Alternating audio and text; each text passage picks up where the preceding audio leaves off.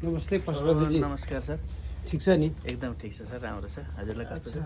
मलाई पनि ठिक छ। तपाईँसँग भेट गर्ने एउटा रहर थियो, आज जुर्यो हो। त्यही त, अब तपाईँ जस्तो विद्वान मान्छेसँग मित्रसँग भेट गर्न पाउँदा मलाई पनि एकदमै आनन्द आइरहेछ। त्यो चाहिँ मलाई थाहा छैन है। एउटा भन्छन् नि श्लोक, अमृतम शिशिरे बन्हिर अमृतम प्रियदर्शनम अमृतम राजसम्मानम अमृतम क्षीर भोजनम अथवा अमृतम बालभाषणम पनि भनिन्छ होइन।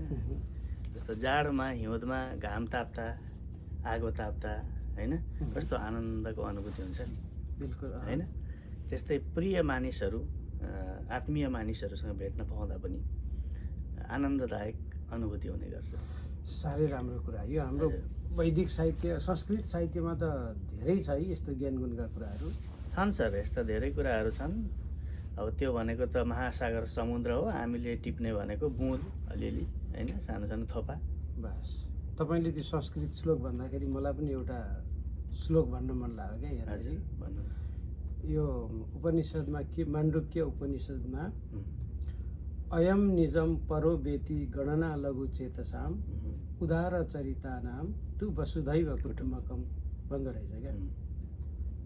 यो तेरो मेरो भन्नेहरू चाहिँ तुच्छ मानिसहरूले भन्ने कुरा हो, तर उदार चरित्र भएको मान्छेको लागि चाहिँ यो विश्व सम्पूर्ण समाज नै एउटा परिवार हो भनेर भन्दा रहेछ। यो कुरा त पुरै दार्शनिकै आइगयो होइन।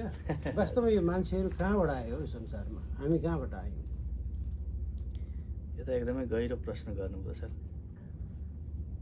अब हामी मानव जाति हजुर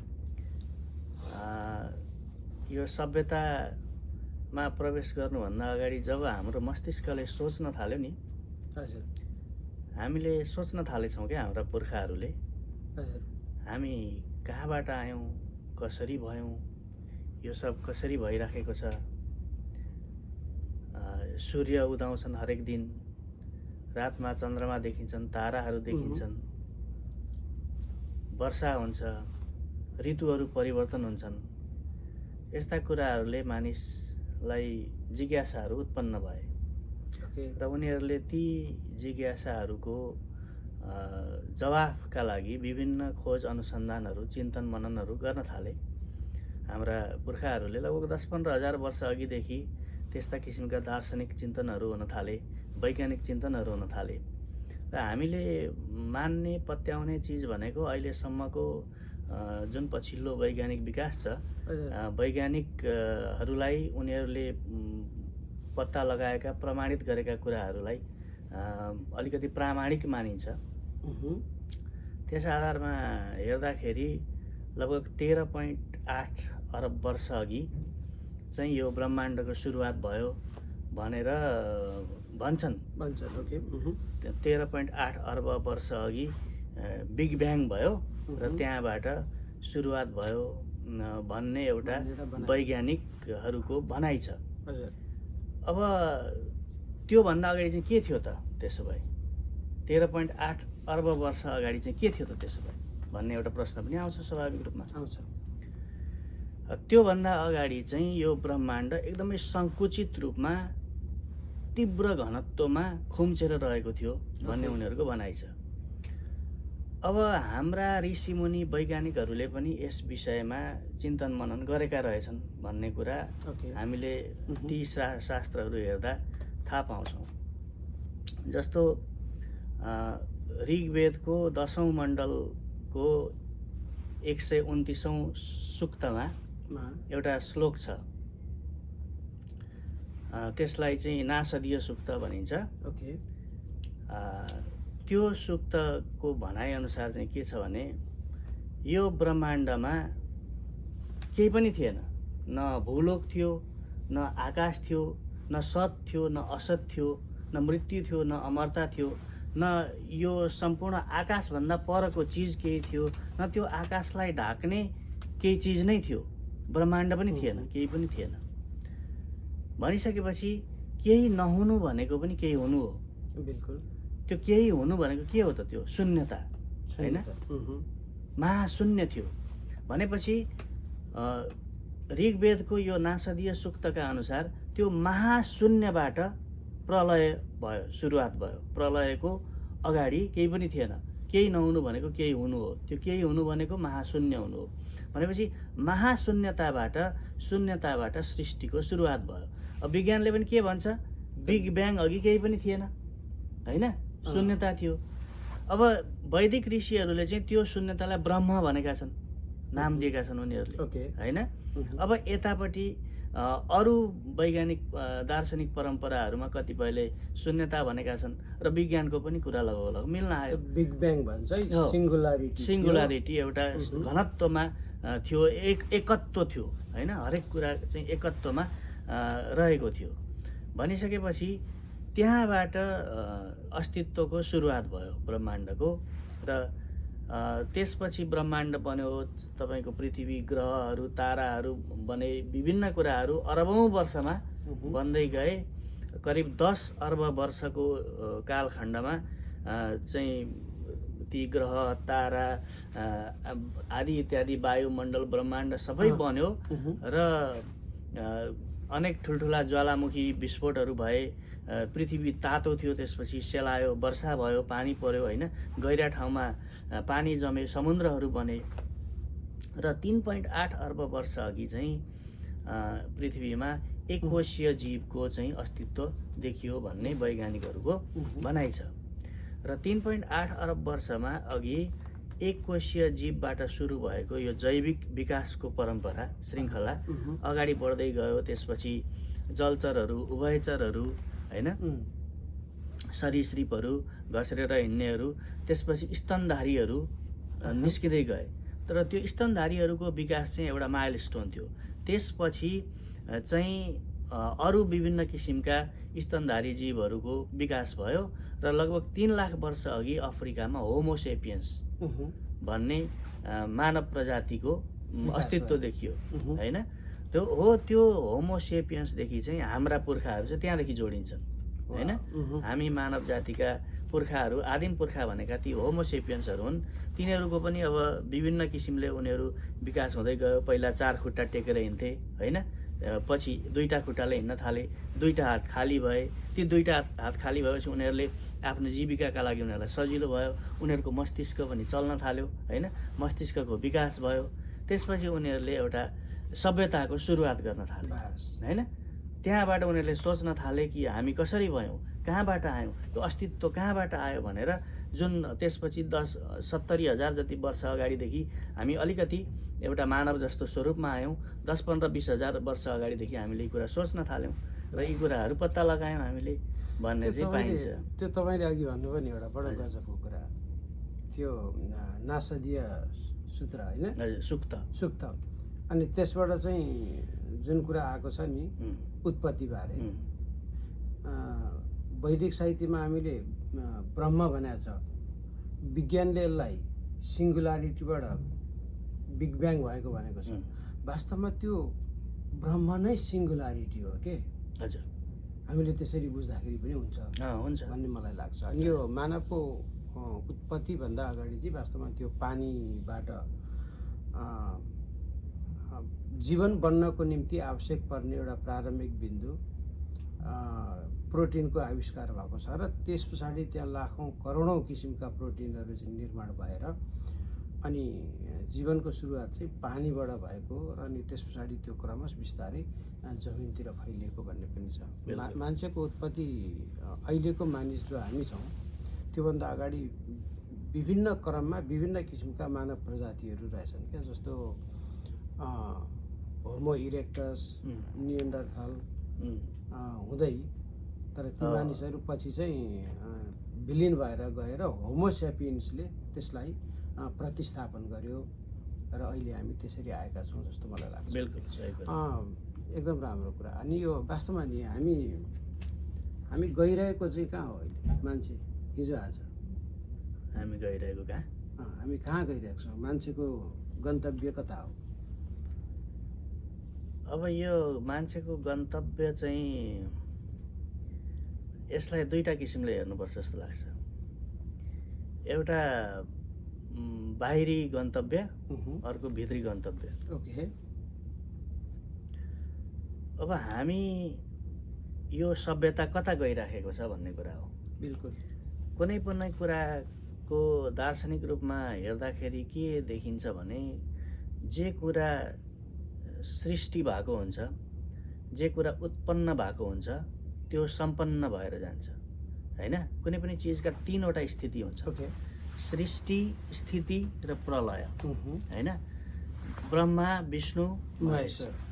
ब्रह्माले सृष्टिको प्रतिनिधित्व गर्छन्, त्यो भनेको एउटा सिम्बोल हो। ओके।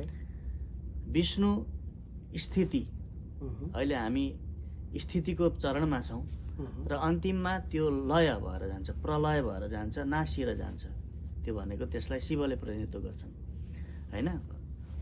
जस्तो जे जन्मेको हुन्छ त्यसले मर्नुपर्छ हैन, जे उत्पत्ति भएको हुन्छ त्यसले विनाश हुनुपर्छ, जे निर्माण भएको हुन्छ त्यो विनिर्माण भएर जान्छ भनिसकेपछि अब यो तपाईँको प्रश्नमा पनि अहिले हामी स्थितिमा छौँ, जीवनमा छौँ।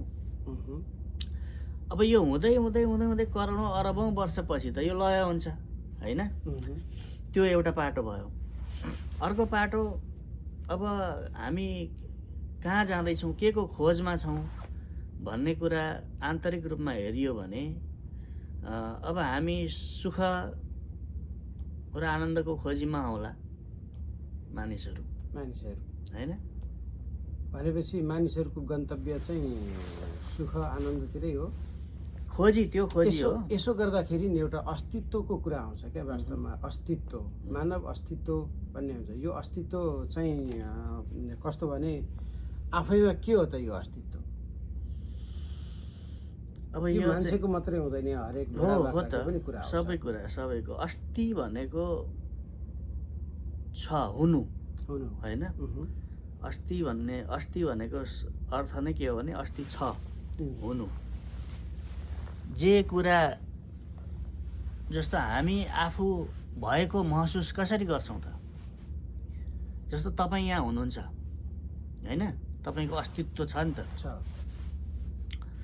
अब तपाईँको अस्तित्व केमा निर्भर छ त भन्नु त?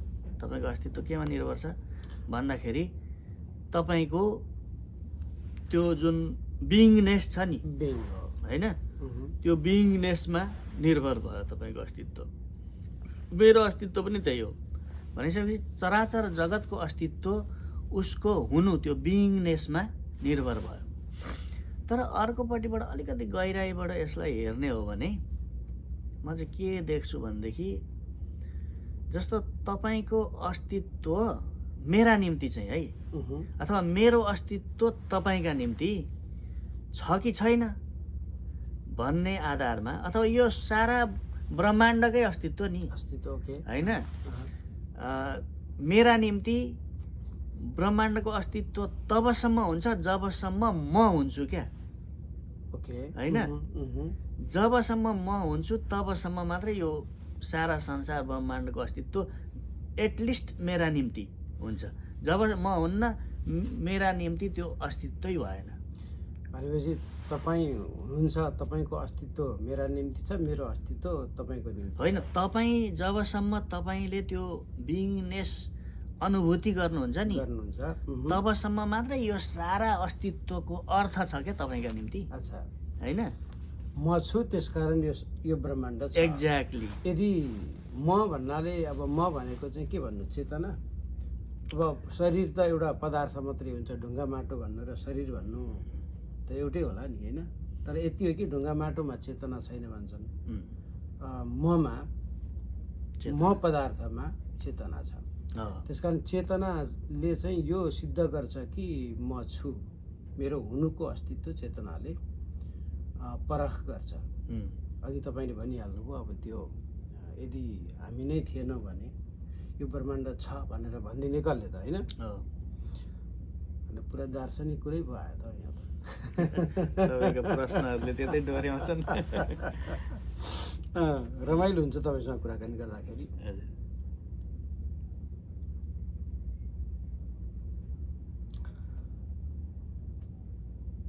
यो नि मनभित्र भन्छ, मन भने केलाई भन्छ थाहा छैन, तर मनभित्र भन्छौँ नि हामी हैन।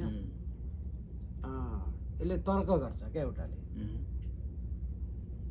एउटै व्यक्तिले विभिन्न किसिमको तर्क गर्छ एउटै विषयमाथि। उम्। त यसबारेमा केही भन्नु न तपाईँ। यो किन यो बहुतार्किक हुन्छ यो मन? मन किन बहुतार्किक हुन्छ भन्दाखेरि अब यसमा पनि दुई किसिमले हेर्नुपर्छ यो कुरालाई जस्तो लाग्छ। अब एउटा वैज्ञानिक अवधारणाका आधारमा हेर्नुपर्छ, अर्को दार्शनिक अवधारणाका आधारमा हेर्नुपर्ने हुन्छ ओके। कुरालाई। अब यो मनको निर्माण कसरी भएको हुन्छ, जस्तो मस्तिष्क भनौँ न, वैज्ञानिकहरूका आधारमा हाम्रो मस्तिष्कमा चाहिँ विभिन्न भागहरू, खण्डहरू हुन्छन्। जस्तो एउटा लिम्बिक सिस्टम हुन्छ भन्छ, ओके। अर्को प्री फ्रन्टल कर्टेक्स हुन्छ भन्छ, होइन, भावनात्मक मस्तिष्क हुन्छ, होइन। अर्को तपाईँको आदिम मस्तिष्क हुन्छ भन्छ, त्यसले चाहिँ तपाईँको इन्स्टिङ्क्टिभ कुराहरू, होइन, जेनेटिक कुराहरू क्यारी गरेर ल्याउँछ, ओके। होइन। यी विभिन्न खण्डहरू हुन्छन् मस्तिष्कका। त्यो एउटै मात्रै म हुँदैन क्या, त्यहाँ त्यो युनिट फरक फरक, त्यहाँ तर्क गर्ने चिजहरू त त्यहाँ फरक फरक भयो नि त, बिल्कुल फरक, वैज्ञानिक आधारमा पनि। अर्को तपाईँको दार्शनिक आधारमा हेर्दाखेरि हाम्रो मनलाई 4 किसिमले विभाजित गरिएको छ। मन, बुद्धि, चित्त र अहङ्कार। अघि मन, बुद्धि, चित्त, अहङ्कार। चित्त, अहङ्कार भनेपछि हामीसँग एउटा मन छ, त्यो मन चाहिँ डुली हिँड्छ क्या, होइन।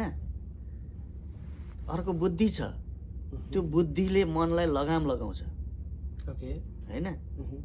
चित्त छ अर्को, होइन, त्यो चित्त पनि चलिराख्छ, ओके, होइन। र अर्को अहङ्कार छ, ओके, म हुँ, म छु भन्ने भन्छ। र मलाई के लाग्छ भने यी चारै चिजलाई साक्षी भावले हेर्ने अर्को एउटा तत्त्व छ हामीभित्र। ओके। हाम्रो मनको चुलबुललाई पनि हेर्छ, हाम्रो बुद्धिलाई पनि हेर्छ। हामीलाई कुनै पनि कुरा काम गलत गर्दैछौँ भनेदेखि त्यो भित्र आफैलाई थाहा हुन्छ के त गलत गर्दैछस् है भन्ने भित्र एउटा हुन्छ ब्रह्म, त्यो म तत्त्व हो त्यो, होइन। सबभन्दा सर्वोच्च तत्त्व हामीभित्रै हुन्छ, हगि। त्यसले चाहिँ मेरो मन, मेरो बुद्धि, मेरो चित्त, मेरो अहङ्कार र मेरो आत्मालाई पनि उसले ग्रहण गर्छ, ओन गर्छ। र ती सबैभन्दा माथि सर्वोच्च निकाय हुन्छ एउटा, त्यो हो म, जसले सबैलाई साक्षी भावले हेर्छ भन्ने मलाई लाग्छ। तपाईँले यहाँ मनको कुरा ल्याउनु भयो, आत्माको कुरा ल्याउनु भयो। यसमा अलिकति एउटा तपाईँ त बुद्ध धर्मका विषयमा एउटा पुस्तक पनि लेखिसकेको, पाठ्यक्रममा पनि तपाईँले बौद्ध दर्शनसँग सम्बन्धित कोर्स पनि पढ्नु भएको छ। त यो मन, आत्मा भन्ने कुरा चाहिँ बौद्ध मार्गीहरूले पनि मान्छन्? बुद्ध मार्गीहरूले आत्माको अस्तित्वलाई अस्वीकार गर्दछन्, तर मन, बुद्धि, चित्त, अहङ्कारलाई मान्छन्। र बौद्ध दर्शनले के भन्दछ भनेदेखि एउटा निश्चित चिज अथवा आत्मा त्यो छैन, होइन। जस्तो वेदान्त दर्शनले के भन्छ भनेदेखि आत्मालाई नमासिने, होइन, नैनम छिन्दति शस्त्राणी नैनम दहति पावक भनेको छ नि गीतामा, एक्ज्याक्टली। न आगोले जलाउन सक्छ आत्मालाई, न पानीले भिजाउन सक्छ, होइन। यो नाश हुँदैन, नाशवान होइन यो चिज भनेको छ नि। ओके। तर बौद्ध दर्शनले चाहिँ त्यस्तो कुनै चिज छैन आत्मा भन्ने, यो त एउटा प्रवाह हो चेतनाको, हगि। जम्मा 5वटा चिज छन् त्यहाँ, रूप, वेदना, संज्ञा, संस्कार र विज्ञान, हगि। यति चिजको त्यो संघात मात्रै हो, यो प्रवाहमा चलेको हुन्छ, यो कुनै निश्चित आत्मा छैन भन्ने मान्छ। यसको मतलब तपाईँले यो प्रश्न गर्नुभन्दा अगाडि चाहिँ त्यो आत्मा तत्त्व, म तत्त्व भन्नुभयो नि, र तपाईँलाई चाहिँ के लाग्छ त्यसो भए यो आत्मा भन्ने तत्त्व हुन्छ या हुँदैन, कि त्यो एउटा चाहिँ बौद्ध दर्शनले भने जस्तो एउटा प्रभाव मात्रै हो त त्यो कुरा चाहिँ? अब हेर्नुहोस्, हामी भनेको तपाईँ स्वयंले आत्मा भनिहाल्नुभयो, अनि फेरि बुद्ध मार्गीहरू त अनात्मावादी हुन्छन्। हामीले चाहिँ अब के कहाँ छ, कसले के भनेको छ भन्ने कुरा आफ्नो अध्ययनका आधारमा भनिन्छ होइन। अब हाम्रो ज्ञानको तह त्यहाँसम्म नपुगेको हुनसक्छ। म ठ्याक्कै आत्मा छ छैन भनेर भन्न सक्ने स्थितिमा अहिले छैन होइन। अथवा यो ठुल्ठुला ज्ञानी विद्वानहरूले भनेका कुराहरू कसले के भनेका छन् भनेर भन्न सकिन्छ। अब ठ्याक्कै छैन भनेर पनि म भन्न सक्दिनँ, छ भनेर पनि भन्न सक्दिनँ। हुन पनि सक्छ, नहुन पनि सक्छ। म यसमा चाहिँ सन्देहवादी दृष्टिकोण छ मेरो यसमा। यसमा चाहिँ कोही मानिसले डाक्टर गर्न बाँकी नै छ होइन त। हजुर। भनेपछि अहिले हामी यो सबै खोजमा त जम्मै सिसिफस नै भएछौँ नि हामी एक किसिमले होइन। सिसिफसले जसरी त्यो ढुङ्गालाई माथि पहाडमा पुर्याउँछ, फेरि तल झरिहाल्छ, अनि फेरि त्यसलाई पहाडको टुप्पामा पुर्याउँछ, फेरि त्यो झरिहाल्छ। यसै गरेर उसको जीवन अनन्त चल्नेवाला छ। भनेपछि हामीले पनि त्यो सिसिफसको ढुङ्गाबाट जे उद्देश्य उसले खोजिरहेको छ, जे प्रश्नको उत्तर खोजिरहेको छ, हामीले खोज्ने यो आत्मा, यो चेतना, बिङनेस, म, यी भन्ने कुराहरू पनि त्यही हामी सिसिफसकै नियतिमा अगाडि बढिरहेको हो। मलाई त त्यस्तो लाग्छ। ठ्याक्कै त्यसो पनि नहोला। अब एउटा सिसिफसको मिथ चाहिँ अब के हो भने त्यो एउटा ग्रिक पुराणको एउटा प्रसङ्ग हो। त्यो चाहिँ इलियाड भन्ने महाकाव्यमा सायद होमरले त्यो प्रसङ्ग ल्याएका थिए। ओडिसी कि इलियाडमा हो त्यो? इलियाड र ओडिसी दुइटै होमरले लेखेका हुन्। त्यो सिसिफसको प्रसङ्ग चाहिँ सम्भवतः इलियाडमा हो कि जस्तो लाग्छ मलाई। र त्यसलाई अल्बर्ट कामुले चाहिँ अलिकति अगाडि ल्याए। एउटा उनले लेखे त्यसको बारेमा, मिथ अफ सिसिफस भन्ने। सिसिफसको चाहिँ त्यही हो, उसले चाहिँ एउटा दण्ड स्वरूप एउटा सजाय पाएको छ, उसले गरेको पापको दण्ड स्वरूप। र एउटा ढुङ्गो चाहिँ उसले गुड्काउँदै गुड्काउँदै माथि पहाडका टुप्पासम्म पुर्याउनु पर्ने हुन्छ। बिल्कुल। गुड्काउँदै गुड्काउँदै गुड्काउँदै लिएर जान्छ। माथि टुप्पामा पुग्न लागिसकेपछि त्यो ढुङ्गो गुड्केर फेरि तलै झरिहाल्छ होइन। फेरि ऊ तल ओर्लिन्छ बिस्तारै, र फेरि ढुङ्गो गुड्काउँदै गुड्काउँदै गुड्काउँदै माथि लान्छ। तर माथि टुप्पामा पुग्न लागेपछि फेरि गुड्किन्छ। र उसको यो नियति बारम्बार दोहोरिरहन्छ होइन। भनिसकेपछि अब यो बिम्बलाई हामीले तपाईँको प्रश्नमा पनि ल्याएर जोड्न सक्छौँ होइन। मसँग जोडेर भन्नु त। त्यही त, तपाईँको प्रश्नमा पनि ल्याएर जोड्न सक्छौँ। भनिसकेपछि हामी पनि केही कुराको खोजीमा छौँ होइन। सुख अथवा आनन्दको खोजीमा छौँ, सफलताको खोजीमा छौँ। तर त्यो सफलताको बिन्दुमा पुग्नै नपाइकन हाम्रो ढुङ्गो फेरि गुड्केर तलै आइहाल्छ होइन। त्यो बिम्बका रूपमा हेर्न सकिन्छ। र कतिपयले यसलाई एउटा विसङ्गतिवादको बिम्बका रूपमा हेरेका छन् होइन। एउटा जीवन विसङ्गत छ, हामी एउटा सङ्गतिमा हिँडाउन त खोज्छौँ, तर त्यो सङ्गति कहाँ बिग्रिन्छ होइन भन्ने अर्थमा पनि कतिपयले हेरेका छन् यो कुरालाई। यो सापेक्षताको आधारमा हेर्दाखेरि नि मान्छेको जीवनको त कोही अर्थै छैन नि। हामीले यहाँनिर विभिन्न उद्देश्यले लिएर जीवनमा हिँडिरहेका छौँ, तर हामी मास्तिर अन्तरिक्षमा पुग्ने हो भने त प्लेन चढ्दाखेरि नि जब हामी भनौँ न 39,000 फिटभन्दा माथि जब पुग्छ हवाईजहाज, अनि तल हेर्दाखेरि त्यहाँ न मान्छे देखिन्छ, न कुनै भयङ्कर ठुला सहर अग्ला भवनहरू देखिन्छ, केही पनि देखिँदैन कि। सबै पृथ्वी त सम्म जस्तो देखिन्छ।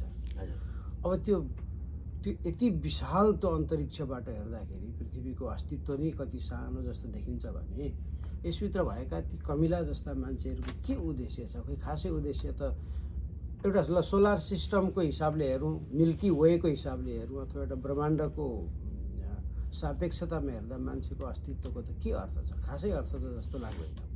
त्यसरी हेर्दा त्यसरी हामी सिसिफस बाँचिरहेका छौँ कि भनेको नि।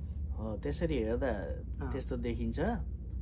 तर ती कुराको सबै कुराको अर्थ खोज्ने पनि मान्छेले नै हो फेरि, होइन? ओके। हाम्रो अस्तित्व भएकै कारणले हामीले त्यो अर्थ छैन भन्न पाएका हौँ नि त, होइन? हामीले त्यो अर्थ छैन भन्न कहाँबाट पायौँ त? के हो त हाम्रो धरातल? भन्दा टेक्ने धरातल त यही जीवन हो फेरि, यही जीवन, होइन? हामी मान्छे नै हो फेरि। त्यो शून्यता रहेछ, यति ठुलो ब्रह्माण्ड रहेछ भनेर ठुलोमा ब्रह्माण्डसम्म पुग्ने र सानोमा चाहिँ घट्दै घट्दै घट्दै घट्दै आएर हामी ममा आइपुग्छौँ, होइन? त यही नै हाम्रो उद्देश्य हो, होइन? उद्देश्य त अब हाम्रा विभिन्न मानिसका उद्देश्यहरू हुन सक्छन्, होइन? अब एउटा बच्चाको उद्देश्य केक, चक्लेट, क्यान्डी, खेलाउन पाउनु हुन सक्ला, होइन? एउटा किशोरको उद्देश्य प्रेममा पर्नु हुन सक्ला, होइन? एउटा युवाको उद्देश्य चाहिँ आफ्नो कार्यक्षेत्रमा सफलता प्राप्त गर्नु, एउटा सुखी जीवन बाँच्नु हुन सक्ला। वृद्धहरूको उद्देश्य शान्तिपूर्वक बहिर्गमन जीवनबाट हुन सक्ला। व्यक्तिगत हिसाबले भन्दाखेरि आयो, त्यसरी हुन सक्ला। वैयक्तिक हिसाबले चाहिँ अब तपाईँले भनेको कुरा त्यस्तै होला। हजुर। तर यो ग्लोबल ब्रह्माण्डको सापेक्षतामा भने नि पृथ्वीकै सापेक्षतामा पृथ्वी नै वास्तवमा कस्तो रहेछ भने माथि ओजनको तह छ, त्यहाँबाट चाहिँ सूर्यका किरणहरू के अरे पराभौतिक भन्छ नि, अल्ट्राभायोलेट रे, परावैजनी अल्ट्राभायोलेट रेहरूलाई त्यसले छेकेको हुन्छ। भनेको मलाई लाग्छ यो पृथ्वी चाहिँ कस्तो छ भने हामी सानो बच्चालाई कोक्रोमा राख्दा वरिपरिबाट कपडाले छेकेर अनि त्यो बच्चालाई कुनै मच्छर किराहरूले चाहिँ नछोस् भनेर त्यसलाई सुरक्षित तवरले हामीले राखेका हुन्छौँ। त्यस्तै हामी पनि यो पृथ्वीमा चाहिँ एउटा त्यो कोक्रोमा राखेका जस्ता प्राणीहरू छौँ।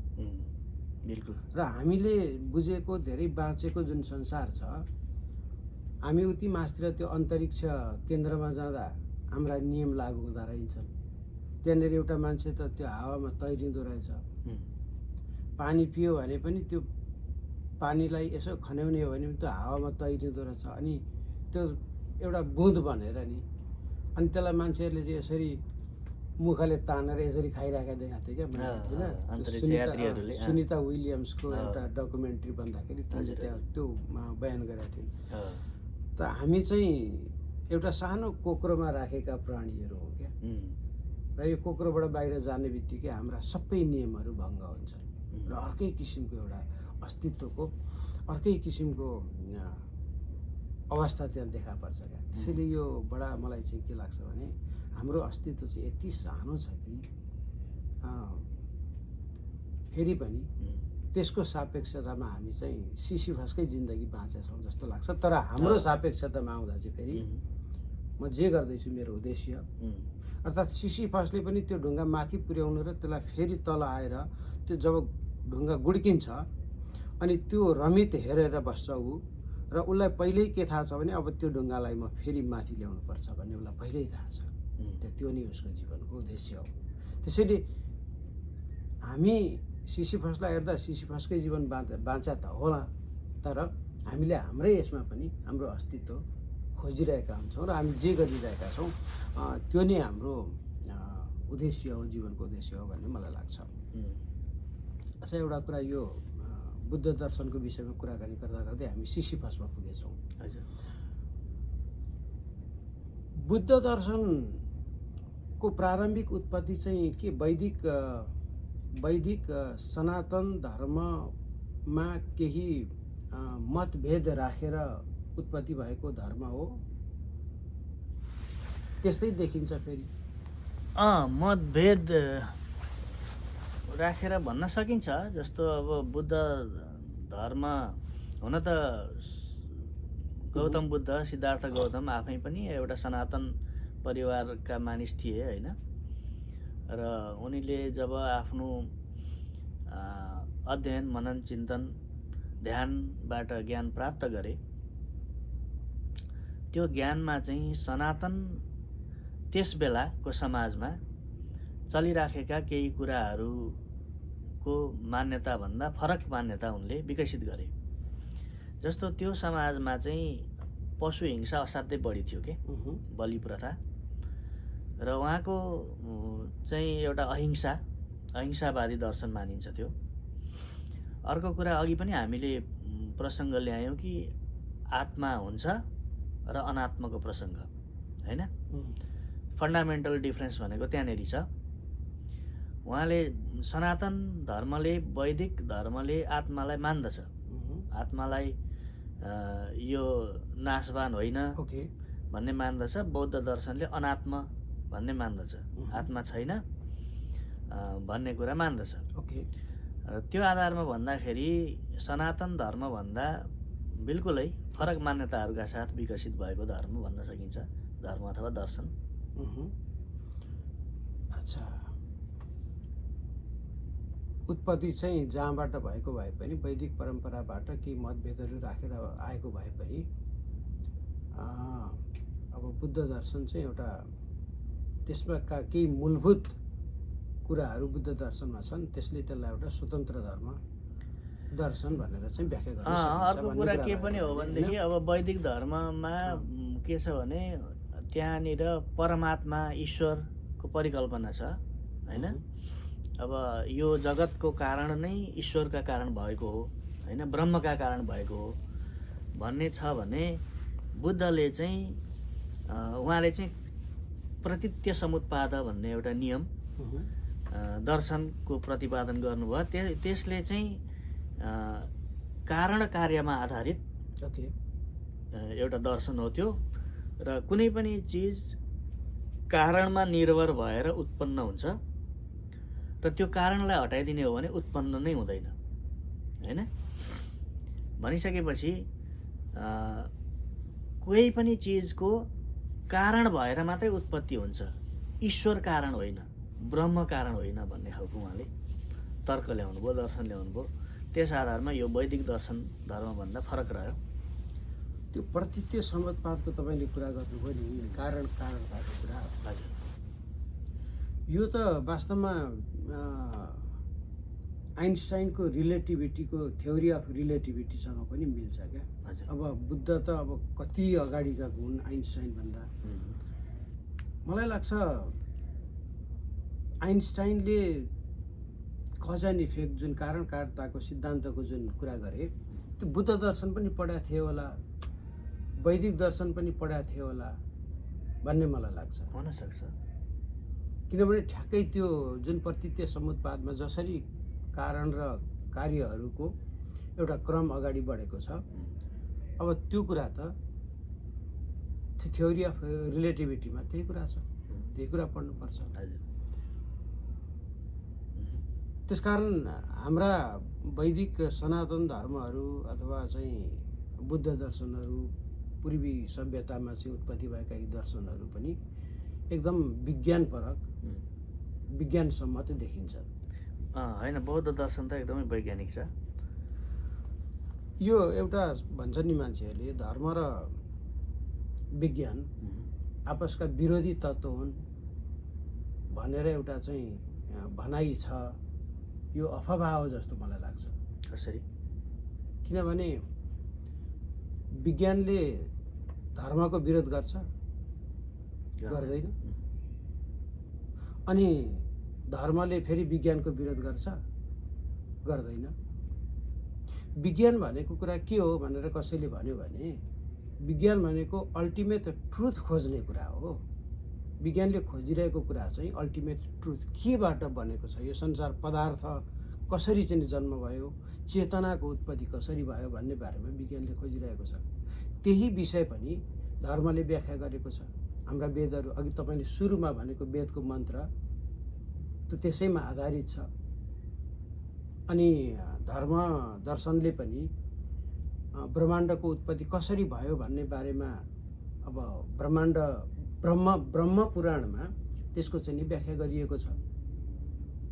त भन्दाखेरि धर्म र दर्शनहरू त सँगैसँगै एउटा प्यारेलल लाइनमा हिँडेको छ, तर उनीहरूको जुन खोजीको मेथड जुन छ त्यो मेथड मात्रै फरक हो। अब साइन्सले कुनै ल्याबमा प्रमाणित गरेर गर्ने कुरा भन्छ, त त्यसैले गर्दाखेरि साइन्सले पनि धर्म दर्शनहरूले भनेको कुराहरूकै आधारमा पनि अगाडि खोज गरेर ल्याब टेस्टहरू गरिरहेका हुन्छन्। त्यसैले यिनीहरू आपसमा विरोधी तत्त्व हुन्, विरोधी हुन् भन्ने मलाई लाग्दैन।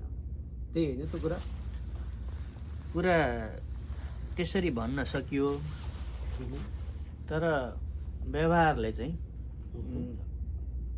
कता कता विरोध र सङ्घर्षको स्थिति पनि उत्पन्न भएको देखिन्छ कतिपय ठाउँमा। जस्तो यता पाश्चात्य सभ्यतालाई हेरियो भने लगभग ईसा पूर्वमा तपाईँको सुकरात, प्लेटो, अरस्तु जस्ता दार्शनिकहरू थिए। एकदमै प्रचुर धनी ज्ञानका रूपमा सभ्यता थियो, ज्ञानको सभ्यता। ईसाको 400 देखि पछाडि लगभग पाश्चात्य समाजलाई धर्मले यसरी जकड्यो र एउटा अन्धकारमा होलिदियो क्या, अघि यस्तो अन्धकारमा हालिदियो कि अलिकति वैज्ञानिक चिन्तन भएका, त्यति बेला क्रिस्चियनिटीले, चर्चले पृथ्वी चेप्टो छ भन्ने मान्थ्यो, बिल्कुल हैन? र वैज्ञानिक तरिकाका मानिसहरू, अलिकति आलोचनात्मक चेत राखेका मानिसहरू ले चाहिँ जस्तो ग्यालिलियो भनौँ, कपर्निकस भनौँ, हैन, ब्रुनो भनौँ, त्यस्ता खालका मानिसहरूलाई चाहिँ चर्चले असाध्यै विरोधीका रूपमा दुःख दियो, कतिपयलाई जेल हाल्यो, मार्यो, हैन, जिउँदै जलाउने पनि कामहरू भए। र ब्रुनोलाई त जलाइयो हो त, जर्मनीमा जलाइयो पनि हो। त्यो हिसाबले हेर्दाखेरि धर्म र विज्ञानका बिचमा कता कता विरोध र शत्रुताको पनि देखियो, हैन? राम्रै सङ्घर्ष चल्यो त्यो बिचमा। ईसाको लगभग तपाईँको रेनेसा पुनर्जागरण काल सुरु हुँदासम्म 14औं-15औं शताब्दी, लगभग त्यो 1000 वर्षको पिरियड जुन अन्धकारको युग थियो, त्यति बेला त्यसको उत्तरार्धतिर राम्रै सङ्घर्ष चल्यो, शत्रुतापूर्ण व्यवहार पनि भए विज्ञान र दर्शनका बिचमा, धर्मका बिचमा। तर अन्ततः विज्ञानले जित्यो, हैन? र त्यसपछिको परिस्थितिमा त्यस्तो शत्रुतापूर्ण स्थिति म देख्दिनँ। तपाईँले भनेको ठिकै हो। प्रारम्भमा कहीँ मतभेदहरू थिए, अब अलग अलग हुन् कि भन्ने जस्तो पनि देखिया थियो, तर मूलभूत रूपले हेर्दाखेरि चाहिँ ती प्यारेललै छन् भन्ने अझै पनि मलाई लाग्छ। हुन त तपाईँले भनेको कुरामा चाहिँ अब जुन तपाईँले पुनर्जागरणको कुरा गर्नुभयो, त्यो नित्सेले चाहिँ ईश्वरको मृत्युको घोषणा गरे भनेर भनिन्छ नि। त्यो भन्नुको मतलब के हो भने धर्मले राखेका थुप्रै मान्यताहरू विज्ञानले गलत साबित गरिदिएको हुनाले ईश्वरलाई मान्ने सत्ता, ईश्वरीय सत्ताहरू धमाधम तिनीहरू खण्डित भइरहेका थिए र ईश्वरप्रति मानिसहरूको जुन विश्वास थियो, एउटा अटल विश्वास थियो, बहुमतमा थिए। तर बिस्तारै त्यो क्रम भङ्ग भएपछि अब ईश्वरीय चिन्तनमा विश्वास गर्ने परम्परा पनि कम हुँदै गएको कारणले उनले अब ईश्वरको मृत्यु भनेर पनि लेखेका हुन्। त्यो एउटा चाहिँ एउटा बिम्ब हो, होइन? अभिधामा यसलाई चाहिँ बुझ्नु भएन। ईश्वरको मृत्यु भनेको कुन चाहिँ ईश्वर थियो र हामीले कुन ईश्वर देखा छौँ र मृत्यु भयो भन्ने कुरा त होइन। त्यो कुरा त्यो चिन्तनको कुरा हो, ईश्वरीय चिन्तन हो, त्यो चाहिँ कम हुँदै गएको भन्ने कुरा आएको छ। वास्तवमा यो अहिले हामीले धर्म र दर्शनका बिचको ठ्याक्कै अन्तर पनि त्यही हो कि क्या हो? धर्म र दर्शनका बिचको अन्तर, धर्म र दर्शनका बिचको अन्तर चाहिँ यसो होला। हुन त अब दुवैको उद्देश्य त एउटै हुनसक्छ। एउटा असल समाज व्यवस्थाको चिन्तन स्वरूप गरिएका कुराहरू हुन्, हैन? समाजलाई एउटा असल बाटोमा, कुशल बाटोमा, नैतिक बाटामा हिँडाउनका लागि परापूर्वकालमा अहिलेको जस्तो संविधानहरू थिएनन्, नियम कानुन थिएन। अब यो समाजलाई एउटा सही बाटोमा दिशा निर्देश गर्नका लागि के चाहिन्छ त भन्दाखेरि कुनै पनि एउटा मत सम्प्रदायको विकास भयो, हैन? दर्शन चिन्तनको विकास भयो र त्यो दर्शन चिन्तनमा आधारित धर्महरू विकसित भए मानव सभ्यता विकसित हुँदै जाँदाखेरि जस्तो हाम्रामा यता पूर्वतिर पूर्वीय सभ्यतामा वैदिक चिन्तन दर्शनसँग जोडिएर सनातन धर्म आयो र यता पाश्चात्य सभ्यतामा हेर्दाखेरि यहुदी धर्म होइन, त्योभन्दा अगाडि अब प्राकृतिक धर्महरू विभिन्न धर्महरू थिए, अहिले पनि छन् होइन, कतिपय प्रकृति पूजकहरू छन् अहिले संसारभरि छँदैछन्। तर विशेष रूपमा आकार लिएर अघि बढ्ने भनेको यहुदी धर्म आए, त्यसपछि अब क्रिस्चियनिटी आयो होइन, लगभग 2000 वर्ष अगाडि अब इस्लाम धर्म आयो। त्यस्तै अब हामी कहाँ अब सनातन धर्मलाई अहिले हिन्दू धर्म भनिन्छ होइन, त्योसँग जोडिएर अरू उपधर्महरू अब सिख धर्महरू होइन, जैन धर्महरू पनि आए, गर्दाखेरि एउटा चिन्तन दर्शनमा आधारित भएर कुनै धर्म त बन्न सक्छ, तर हरेक दर्शनका आधारमा धर्म बन्नुपर्छ भन्ने छैन। जस्तो यता पाश्चात्य दर्शनमा धर्म छैन नि त होइन, जस्तो अब हाम्रो सनातन दर्शन छ, वैदिक दर्शन छ, धर्म छ, बौद्ध दर्शन छ, बौद्ध धर्म छ होइन, तर इमानुएल कान्टको त कुनै धर्म छैन होइन, डेभिड ह्युमको त कुनै धर्म छैन, दर्शन मात्रै छ। स्केप्टिसिजमवालाहरूले पनि त त्यसलाई त मानेन नि, संशयवादीहरूले पनि अब हरेक कुरामा संशय गर्नुपर्छ भन्ने बित्तिकै विश्वास गरिहाल्नु हुँदैन भनेर भनिसकेपछि त तिनीहरूको पनि धर्म त भएन। त्यसो हुनाले अब तर दुवैको उद्देश्य चाहिँ एउटै हो, एउटा समाजलाई सही बाटोमा हिँडाउने चिन्तन स्वरूप आविष्कार भएका कुराहरू हुन् भन्ने मलाई लाग्छ। कस्तो राम्रो कुरा होइन। हजुर, धर्म र दर्शनका बिचको अन्तर त्यहाँ पनि देखिन्छ क्या। हुन त त्यसलाई अलिक फरक ढङ्गले भन्दाखेरि धर्म भनेको अब धर्म केलाई भन्ने पनि कुरा छ होइन। धर्म भनेको कर्तव्य गर्नु पनि धर्म हो। कसैलाई तिर्खाएको मान्छेलाई पानी दिनु, अभाव भएको मान्छेलाई केही आवश्यकता पूर्ति गरिदिनु पनि धर्म हो। एक्ज्याक्टली, हामीले अहिले चर्चा गरेको धर्म चाहिँ एउटा सम्प्रदाय, एउटा मजहबको धर्म हो, तर धर्मका अर्थ चाहिँ विभिन्न छन्। तपाईँले भने जस्तै धर्म भनेको धारण गर्नु होइन, धर्म भनेको कर्तव्यको अर्थमा होइन। अब धर्म धारेति इति भन्छ नि, जसले धारण गर्छ त्यो धर्म हो भनेपछि पानीको धर्म के हो? शीतलता हो। आगोको धर्म के हो? ताप हो, उज्यालो हो होइन, जलाउनु हो। अब हाम्रो मानवको धर्म के हो? सेवा हो हाम्रो होइन। हामीले सेवा कस्तो त्यो गुणरत्नमालामा एउटा श्लोक छ क्या, त्यो के भन्छ भने त्यसमा ठ्याक्कै भन्न सक्छु कि सक्दिनँ है। कानै सुन्न भनेर कान दिए बनिए समथिङ कुण्डल भिरी के काम, अनि त्यो दानै गर्न भनेर हात बनिए बाला भिरी के काम भन्ने त्यो त्यस्तै छ त्यो कुरा ठ्याक्कै। अनि ईश्वरसँग जोडिएको पारलौकिकतासँग विश्वास गर्ने जुन धर्म भनिएको छ र दर्शन भनेको पनि के छ भने, दर्शन अघि सुरुमा पनि मैले भनेको थिएँ, खालि त्यसको एउटा मेथोडोलोजी मात्रै फरक हो।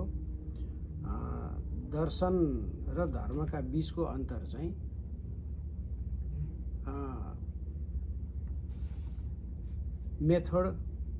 मेथडमा आउने अन्तर मात्रै देखिन्छ। धर्मले चाहिँ खालि ईश्वरको मात्रै कुरा गर्छ, ईश्वरीय चिन्तनका आधारमा गरिने धर्म चाहिँ। ठिक छ। अब एउटा अर्को प्रश्न, यो क्रिएसन हुन्छ नि होइन, सबै कुरा क्रिएसन भएको त हो नि, उत्पत्तिवाद,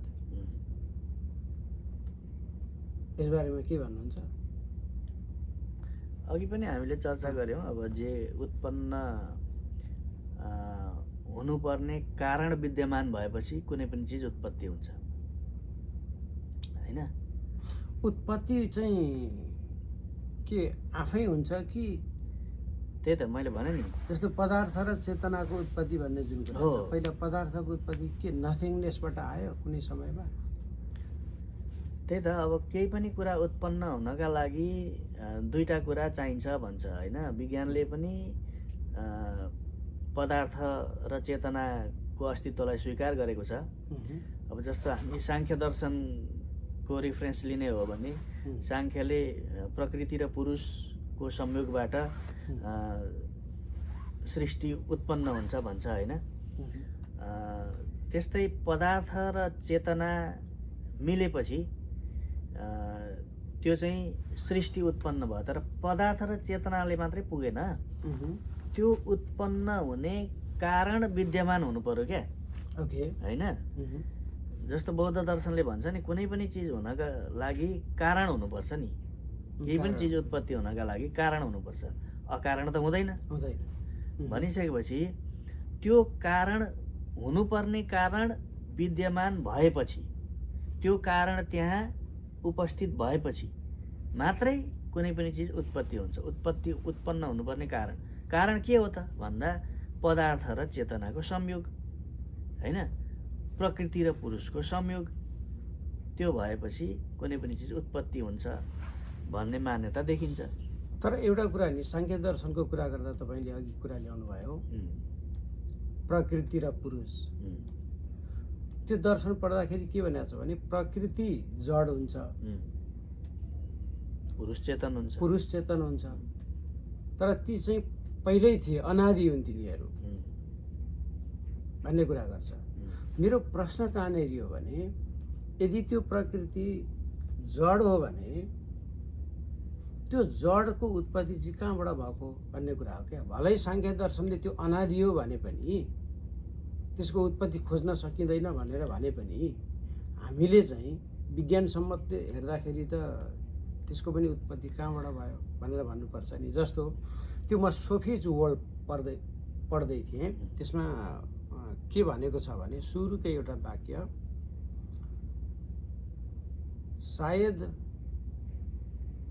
कुनै समय धेरै समय अगाडि उत्पत्ति हुनुभन्दा अगाडि something came from the nothing भनेको छ क्या। Something came out from the nothing भनेपछि एउटा शून्यताबाटै उत्पत्ति सुरु भयो हो त। अघि हामीले सुरुमा चर्चा भनेको गऱ्यौँ छ क्या। सुरुमा हामीले विज्ञान त्यो कुरा त यता साङ्ख्य दर्शनसँग जोड्दाखेरि त्यो प्रकृति हो त भन्दा त्यो त होइन कि जस्तो देखिन्छ। होइन, त्यही त अर्को दृष्टिकोणले त हो पनि जस्तो देखिन्छ। तपाईँ केही भन्न खोज्दै हुनुहुन्छ? हो, अघि हामीले सुरुमा यो विषयमा चर्चा गऱ्यौँ नि। जस्तो हामी विज्ञान सम्मत तरिकाले हामीले सृष्टिको सुरुवात कसरी भयो भन्दाखेरि एउटा सिङ्गुलारिटीबाट सुरु भयो। बिल्कुल होइन, त्यो सिङ्गुलारिटीसँग मिल्दोजुल्दो कुरा ऋग्वेदको नासदीय सूक्तले भनेको छ। फेरि त्यसलाई ब्रह्म भनेको छ होइन। त्यो भनेको त प्रलय हुनुभन्दा अगाडि केही पनि थिएन, बिग ब्याङ हुनुभन्दा अगाडि केही पनि थिएन भनिसकेपछि के थियो त? केही नहुनु भनेको त केही हुनु हो। फेरि त्यो केही हुनु भनेको त शून्यता हो, नथिङनेस हो नि त। त्यो त भनेपछि चिज कहाँबाट आयो त भन्दाखेरि त नथिङनेसबाटै आयो त होइन। नथिङनेसबाटै सुरुवात भयो। विज्ञानले पनि त्यही भन्यो र दर्शनले पनि त्यही भन्यो। नथिङनेसबाटै सुरु भएको हो। अब सुरुवात जहाँबाट भयो त्यहीँ पुग्छ भन्ने छ फेरि होइन। ओके अरबौँ वर्ष अगाडिको कुरा गर्दैछौँ हामी, तर अरबौँ वर्ष पछाडि त सुरुवात जहाँबाट भएको थियो त्यहाँ पुग्नु पर्यो। फेरि एन्ट्रोपी त हुन्छ। फेरि त्यही त एन्ट्रोपी बढ्दै जाला, अरू कारणहरू होलान् होइन। जे सृष्टि भएको हुन्छ त्यसको त अन्त्य हुन्छ। फेरि जे उत्पन्न भएको हुन्छ त्यो त सम्पन्न भएर जान्छ होइन। भनिसकेपछि अरबौँ वर्षपछि त फेरि हामी सिङ्गुलारिटीमा पुग्छौँ घुमेर। यो नि हजुर, यो उत्पत्तिवाद, क्रिएसनिजम, यो हेर्दाखेरि तपाईँलाई याद हुनुपर्छ 1-1.5 महिना अगाडि इन्डियामा जावेद अख्तर र मुफ्तीका बिचमा होइन, मुफ्ती होइन का बिचमा चाहिँ डज गड एक्जिस्ट भन्ने एउटा छलफल चलाएको थियो। त्यो निकै प्रसिद्ध पनि भएको थियो त्यति बेला होइन। ईश्वर छ भनेर भन्दाखेरि तपाईँलाई मैले सोधेँ भने के हुन्छ? ईश्वर छ छैन? अब यो प्रश्न चाहिँ मानव मस्तिष्कमा चेतना पसेदेखि सुरु भएको प्रश्न हो र यो मानव सभ्यता रहेसम्म रहिरहने प्रश्न हो यो, र यसको पटाक्षेप कसैले पनि गर्न सक्नेवाला छैन। ईश्वर भनेको एउटा अवधारणा हो। दार्शनिक रूपमा हेर्दा म के मान्दछु भने जो चिज छैन त्यसलाई छैन भनिराख्नु पर्दैन। जे छ त्यसको अस्तित्व यसै सिद्ध छ भनिराख्नु पनि पर्दैन होइन। जे छैन त्यसलाई छैन छैन भनियो भने माइनस माइनस प्लस भए जस्तो छ सिद्ध हुन्छ होइन। जे अलरेडी एक्जिस्ट गर्छ छ त्यसलाई छ छ छ भनियो भने उही आइन्स्टाइनका विरुद्ध 100 वैज्ञानिकहरूले लेखे जस्तो हुन्छ होइन। भनिसकेपछि यो एउटा मलाई नि ईश्वरको कुरा गर्दाखेरि अब ईश्वर छ कि छैन भन्दा म ईश्वर छ भन्छु, तर मेरो ईश्वर यो इन्द्र देवता ब्रह्मा विष्णु महेश्वर भन्ने खालको चाहिँ होइन। यसै त ईश्वरको अवधारणाको विषयमा 4वटा अवधारणा छ क्या। तपाईँको चाहिँ नि अब सक्रिय ईश्वरवाद, निष्क्रिय ईश्वरवाद होइन, अनि त्यस पछाडि गएर यो ब्रह्माण्ड आफै एउटा ईश्वर हो भन्ने, अनि एउटा चाहिँ ब्रह्माण्ड भन्दा ईश्वर ठुलो कुरा हो र त्यो ईश्वरको एक अङ्ग चाहिँ ब्रह्माण्ड हो भनेर भनिएको छ होइन। अब थिजम, डिजम, पेन्थिजम र पेनेन्थिजम भन्छ क्या यसलाई। अब भनेको के छ भने त्यसमा यो ब्रह्माण्ड ईश्वरले सृष्टि गरेको हो र यसको सञ्चालन पनि ईश्वरले गर्छन् भन्ने अवधारणा चाहिँ थिजम भयो क्या, सक्रिय ईश्वरवाद। ईश्वर सक्रिय छ बनाउन पनि र यसलाई सञ्चालन गर्न पनि। अर्को एउटा सिद्धान्त छ डिजम, निष्क्रिय ईश्वरवाद। यो ब्रह्माण्ड बनाएको चाहिँ ईश्वरले हो तर यसको सञ्चालन चाहिँ यो आफै भइरहेको छ, ईश्वरले यसमा हस्तक्षेप गरेको छैन भन्ने एउटा सिद्धान्त छ। त्यस्तै एउटा पेन्थिजम भन्ने सिद्धान्तले चाहिँ के भन्छ भने यो ब्रह्माण्ड आफैमा एउटा ईश्वर हो। कोही ब्रह्मा विष्णु महेश्वर या जिसस क्राइस्ट या कुनै याहवे भन्नेहरू कुनै ईश्वर छैनन्।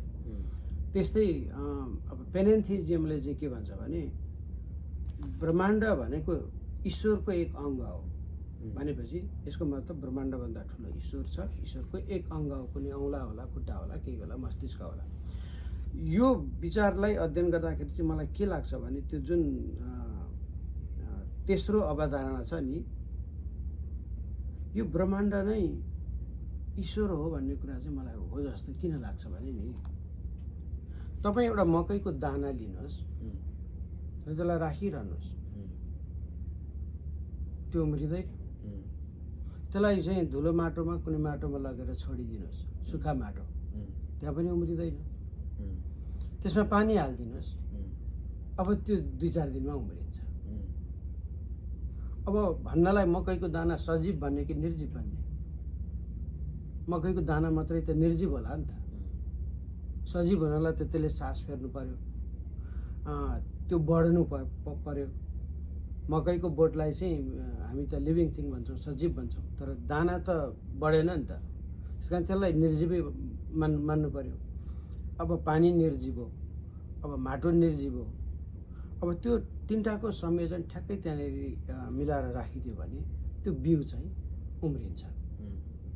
त्यहाँ पानी उम्रिँदैन, माटो उम्रिँदैन, त्यो बिउ चाहिँ उम्रिन्छ क्या त्यहाँ। त भनेपछि त्यो तिनटाको कम्बिनेसनमा जब केही चिज उम्रिन्छ भने त्यो उम्रिने तत्त्व त्यो चाहिँ ईश्वर हो क्या। त्यो भनेको यो ब्रह्माण्ड नै ईश्वर हो भन्ने कुरा हो क्या, होइन? ठिक छ, त्यसरी अब मान्न पाइयो। जस्तो विभिन्न ठाउँबाट जस्तो मानिसकै उत्पत्ति, एउटा बच्चा कसरी जन्मिन्छ त त्यो भन्नलाई हामी चाहिँ के भन्छौँ भने आमाको गर्भमा बच्चा बसेको हुन्छ भन्छौँ। त आमाले त बनाइरहेको हुँदैन नि, होइन, दुईवटा चाहिँ तत्त्वहरूको मिश्रण भइसके पछाडि ती दुइटै एककोषीय हुन्छन् तिनीहरू र त्यसबाट चाहिँ बहुकोषीय मानवको जन्म हुन्छ भने त्यो आमाले जन्माएको भयो भने त्यहाँ हामीले एक्स्ट्रा कुनै मेटेरियल हालेको पनि हुँदैन, तर त्यो बढ्छ, त्यो ह्युमन ब्रेन जस्तो चिज बन्छ, हात खुट्टा बन्छन्, उस्तै बन्छन् र यही कुरा लागु हुन्छ प्राणीहरूमा पनि। भनेपछि त्यो जे कारणले उत्पत्ति हुन्छ यो ब्रह्माण्डभित्रका कुनै तत्त्वहरूबाट भएको हुनाले यो ब्रह्माण्ड नै ईश्वर हो कि भन्ने मलाई लाग्छ। मेरो ईश्वर चाहिँ त्यस्तो छ। ठिक छ, तपाईँको ईश्वरप्रति मेरो सम्मान छ। त्यो यसमा खासै जोड्नुपर्ने कुरा केही भएन। अब मकैको दानो उम्रिनु नै त्यो एउटा ईश्वरीय तत्त्वका कारण उम्रेको हो भन्ने जुन भन्नुभयो त्यो त्यसरी मान्न पाइयो। तर मलाई के लाग्छ भनेदेखि त्यो मकैको दानो उत्पत्ति हुनुपर्ने उम्रिनुपर्ने कारण विद्यमान भएपछि त्यो उम्रियो होइन। बिल्कुल त्यो कारण नहुन्जेलसम्म त्यहाँ उम्रेको थिएन। त्यो मकैका ठाउँमा सानो ढुङ्गाको गिडो रोप्दा पनि उम्रिँदैन होइन। अर्को ठुलो ढुङ्गा उम्रिन्छ त? उम्रिँदैन। भनिसकेपछि त्यो उम्रिन सक्ने त्यो जुन जीवत्व त्यो मकैका दानाभित्र अलरेडी थियो होइन।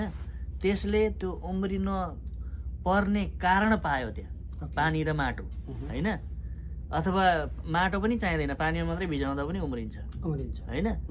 भनिसकेपछि त्यो सही तापक्रम र पानी अथवा त्यो उत्पन्न हुनुपर्ने उम्रिनुपर्ने कारण विद्यमान भएपछि उम्रिन्छ। अब तपाईँले त्यो कारणलाई ईश्वर पनि भन्न सक्नुभयो होइन, अथवा अरू जे पनि नाम दिन सकियो होइन। ईश्वर भनेको तपाईँले अघि भन्नुभयो एउटा अवधारणा भन्नुभयो नि। शब्द जसले जसरी उत्पत्ति भए पनि जसरी उत्पत्ति गरे पनि अब ईश्वरलाई अब ईश्वर मैले अघि भने नि शरीरी ईश्वर त्यस्तो चाहिँ होइन। मैले भनेको त्यो होइन, ब्रह्माण्ड आफै एउटा ईश्वर हो। गाइया सिद्धान्तले पनि त्यो भन्छ क्या, प्रकृति चाहिँ आफै यो जीवित चिज हो भन्छ क्या उनीहरूले, हर चिजहरू। हजुर। त्यसो भएको हुनाले त्यो किनभने त्यसमा पोटेन्सियालिटी हुन्छ, सम्भावना हुन्छ। मकैको दानामा पनि त्यो सम्भावना हुन्छ। एक्लै आफूले केही गर्न सक्दैन, केही कम्बिनेसन हुनुपर्छ। अनि प्राणीहरूको वनस्पतिहरूको उत्पत्तिमा पनि त यही नियम लागु हुन्छ। अब एउटा कुरा अनुसार हजुर हामी बोलचालमा धेरै नियतिको कुरा गर्छौँ नि होइन। मेरो भाग्य नै यस्तो रहेछ, मेरो नियति नै यस्तो रहेछ भन्छौँ होइन। अब यो नियतिवाद त फेरि दर्शनमा त धेरै ठुलो विषय हो। हजुर। नियति हुन्छ जस्तो लाग्छ मलाई। तपाईँलाई? मलाई भन्नु कसरी हुन्छ नि के नियति भन्नुहुन्छ तपाईँ भन्नु त ल कसरी हुन्छ? नियति चाहिँ हुन्छ, तर नियति मात्रै हुँदैन, अर्को के पनि हुन्छ त? जस्तो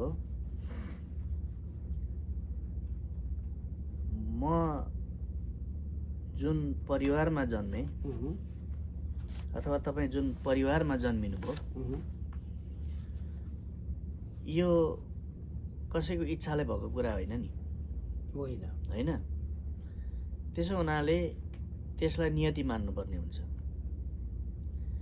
तर हामी जन्मिसकेपछि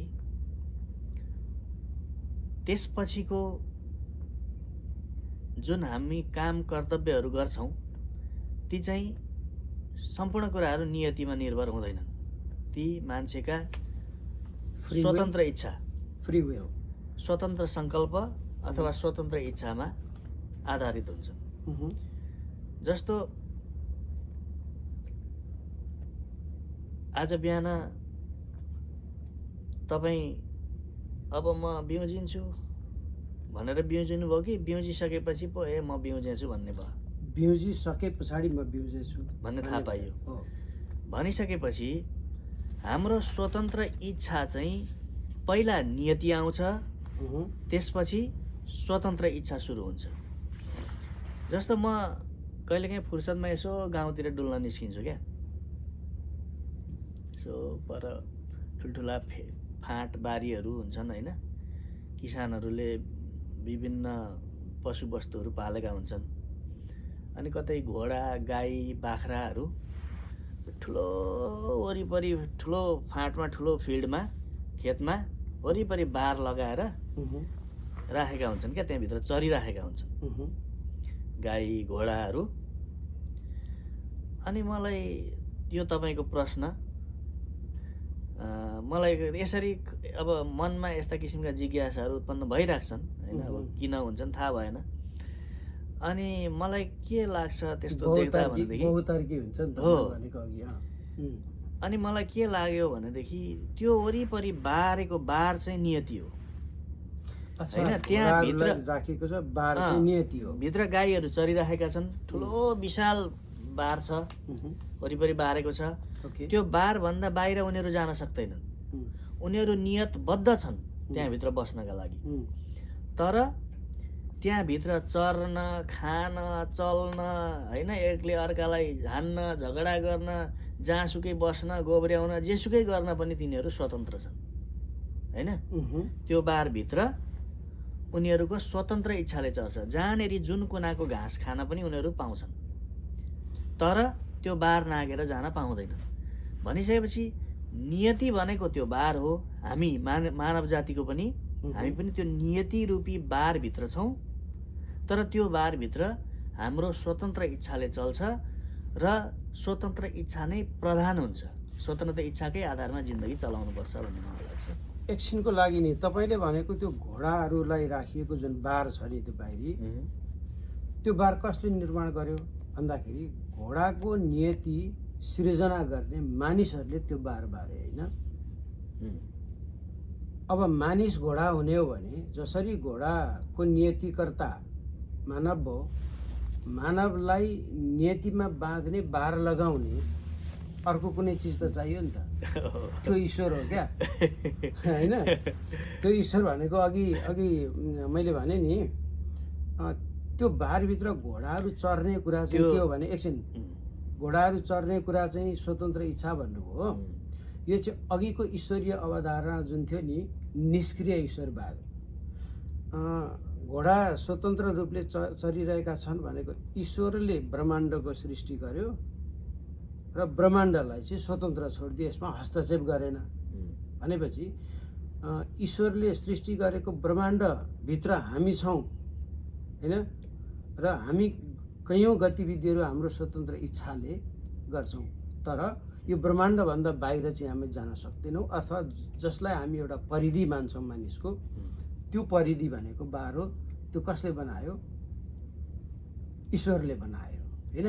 अनि हामी नियतिमा बाँध्यौँ। घोडाहरू स्वतन्त्र भित्र चरिरहे जस्तो हामी स्वतन्त्र इच्छाले हामी बाँचिरहेका छौँ, तर मूल बार चाहिँ फेरि हामी पनि नियतिमा छौँ। र अर्को कुरा नि सर, एउटा कुरा, नियति ईश्वरको हकमा मात्रै लागु हुँदैन कि, यी मान्छेभित्रै तपाईँले काम गर्नुहुन्छ, तपाईँ काम के तपाईँ स्वतन्त्र इच्छाका द्वारा गरिएको हो। कोही पनि मानिसहरू उनीहरूका सम्पूर्ण आवश्यकताहरू आधारभूत आवश्यकताहरू पुरा हुने भए कोही पनि मानिसहरू काम गर्दैनथे।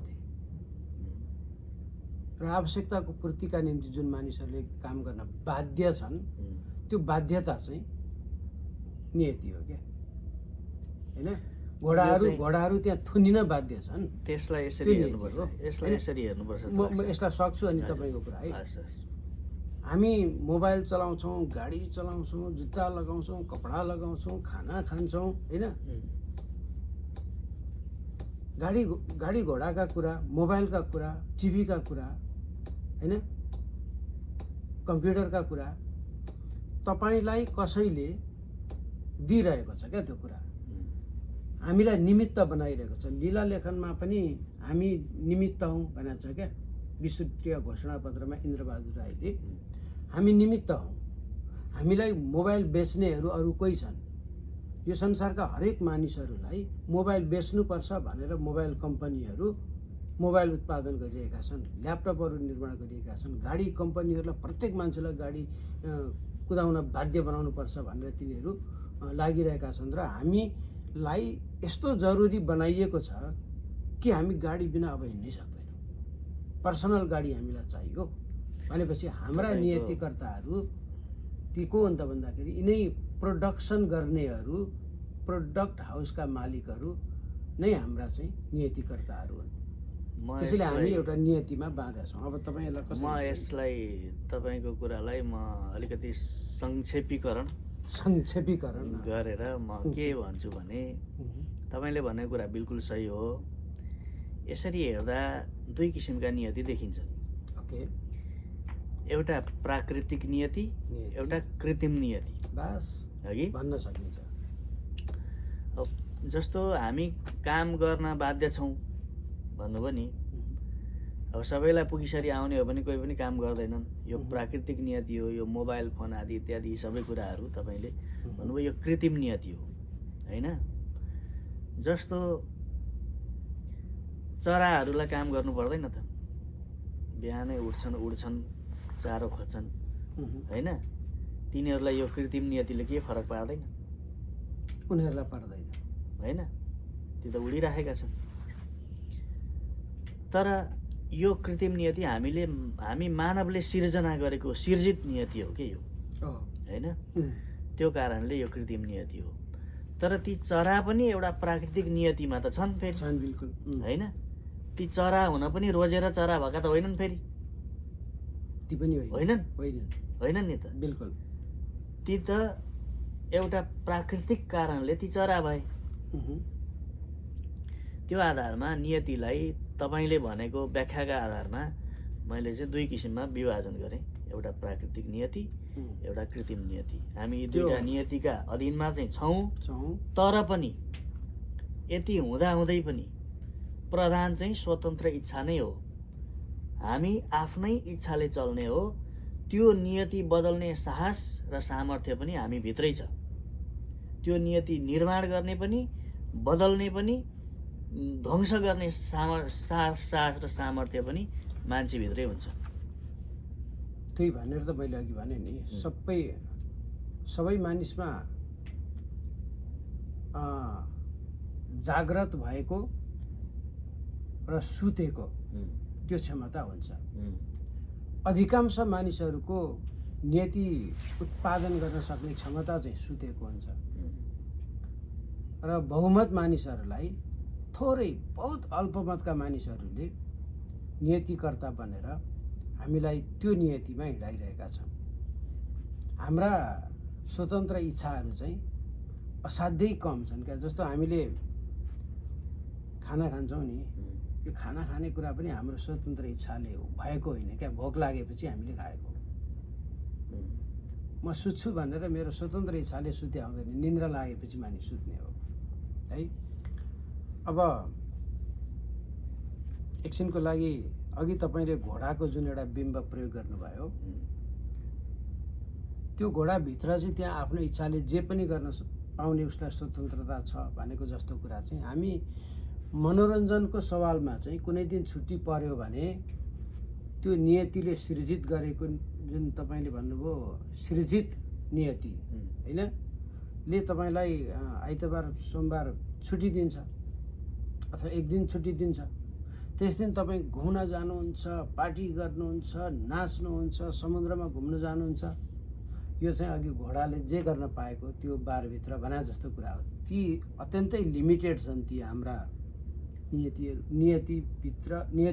नियतिभित्र स्वतन्त्र इच्छाहरू चाहिँ बहुतै लिमिटेड छन् भन्ने मलाई लाग्छ। फेरि एउटा अर्को छ सर, हिजो आज यो अब विज्ञानमा हिजो आज क्वान्टम फिजिक्सको अध्ययन नगर्ने हो भने हामीले धेरै ठाउँमा यी कुराहरू